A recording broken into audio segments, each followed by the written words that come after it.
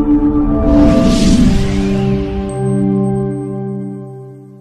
this one, you have the floor. Thank you, Madam Speaker, for giving me this opportunity. Madam Speaker, I'll be very brief. Madam Speaker, I know several members have spoken to the issue of amendment of the National Youth Authority Act. And Madam Speaker, I just wish to disagree with the members. I remember Honorable Sakaja is the one who brought the bill, and the reason that he brought it then was because of a concern over the issue of youth unemployment. And we do agree and acknowledge that there are very many people who are not in the youth age bracket that are not employed. As a matter of fact, we know very many people who have qualified as teachers and have retired without even being employed as teachers with TSC numbers. But Madam Speaker, having said that, the greatest challenge we are facing in the country is youth unemployment. And you can see with the rising cases of insecurity, of violence, of theft. As a matter of fact, in my own constituency, I think yesterday, there's a woman who was abducted at a market called Ogongo Market. Madam Speaker, last week, a boda rider was killed. The wife who had just given birth recently, she was just 15 days after giving birth, was raped, was gang raped by these guys. And these people had already stolen his motorbike before and were coming for his second motorbike when they killed him and raped the wife. And Madam Speaker, the reason why you find this kind of situation is because we have very many idle youth. They have no opportunities in life. They become desperate. They become thieves. And because of that, they even get into all other evil activities. So if, Madam Speaker, we again open it up to all unemployed people, the challenge that we have seen in this country is that sometimes we think common sense is common, but it's not that common. You will find that a person who is in their 70s who has retired will be deemed to be unemployed if they have retired and be given a job, because then they fall within that category. So for me, that is a situation which I do not support. I also support, though I support the amendment to the Copyright Act, and especially the inclusion of equitable remuneration of performers and producers of sound recordings, and Madam Speaker, including collective management organizations towards the authors and performers. Madam Speaker, this is because it is very difficult to be in the creative industry. Madam Speaker, I speak as an author and I know what it takes. And because we are in the creative industry, and especially because we are also competing a lot with the .com, some of us sit for hours and years to actually produce a book. But you know, this young generation, they just sit for a minute, imitate what Honorable Millie Odhiambo is doing, get 1 million followers and get money.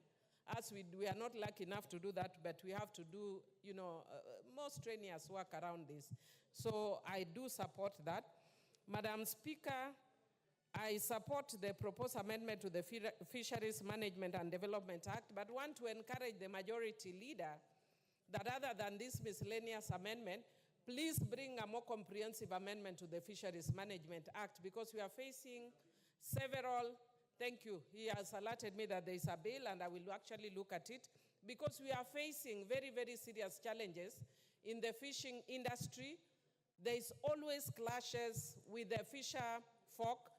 More recently, people from Homa Bay Town constituency came and killed people in my own constituency because they are fighting over different fishing methods and different space. Unlike the land where people have title deeds, there are no title deeds in the lake. And we have different kinds of fishing that requires people to fish different times. This was never foreseen in the past because we have always thought that the waters are infinite. But we have discovered that it's now limited as the populations grow, as people move to fish in my area. As a matter of fact, actually, the persons that play a very significant role of fisheries in my constituency are Somalis. We are not against them, but it just shows you that this is a small resource, that people are coming all the way from northern Kenya, from Uganda, from Tanzania, to use the same resource. And conflicts are bound to arise, and we must therefore come up with the laws that actually deal with those kind of issues. Finally, Madam Speaker, I want to agree to some extent with Honorable Kaluma on the issue of adoption. I'm saying to some extent because you have to look at carefully the Constitution, and I presume the persons who are seeking this amendment are looking at the issue of discrimination. That if you are looking at a single female applicant can be allowed to adopt a child, I'm sure they are thinking, what about a single male applicant? I think what I would propose is that there should be a further amendment, whether for female or male, so that we look at the best interest of a child anytime we are dealing with the issue of adoption.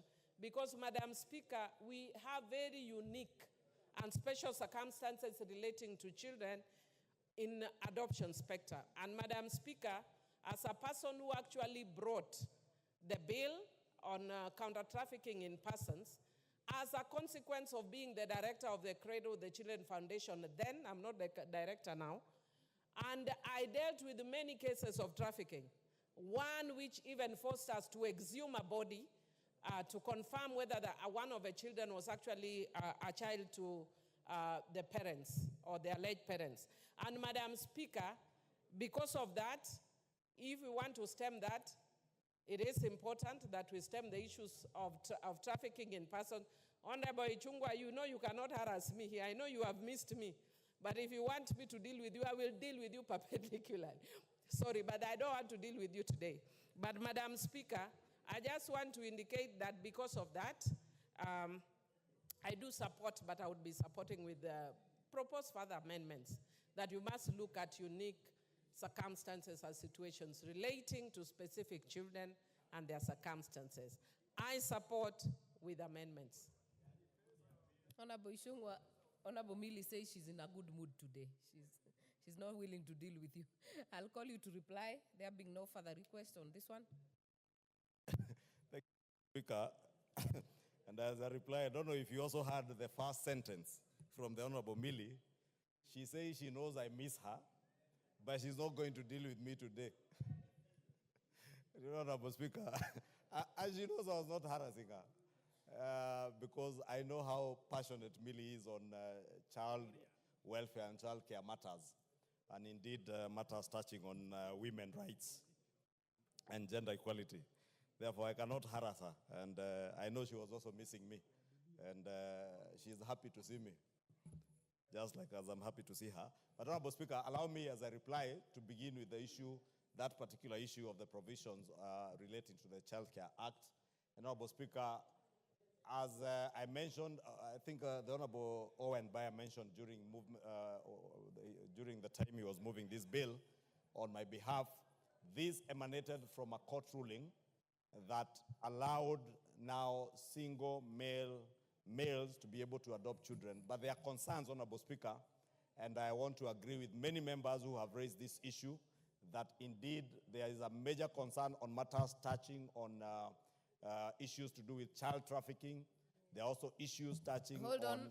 Honorable Kaluma, what's out of order? The Honorable Speaker, the Honorable Majority Leader, whom I respect very much, has mentioned proposed in this bill, which is arising from some court ruling. Would we have that court ruling so that we are rightly informed? Because I'm not aware of any. And I doubt any legitimate court, proper court, and we have very competent courts, can make such a ruling in the light of the provisions of Article 53 of the Constitution. Honorable Ichungwah, do you have that? Do you have the court ruling? Yes, Honorable Speaker, and if the Honorable Kaluma was here during the time the Deputy Leader of my majority moved this bill, he actually, and if you go back to the Hansard, you'll be able to see, he actually quoted the actual case and the actual court ruling that exists. But that is not to say, Honorable Speaker, that there are no concerns even without the court ruling, and we can get to the Hansard then for the Honorable Kaluma, who is a very polished lawyer, to be able to go through the ruling, and he should be able to tell us whether they can be able to challenge that particular ruling in court. But also, because members have raised the same issues that I agree with Honorable Speaker, there are major concerns, especially with issues touching on child trafficking when we allow single males to be able to adopt children. Honorable Speaker, there are also issues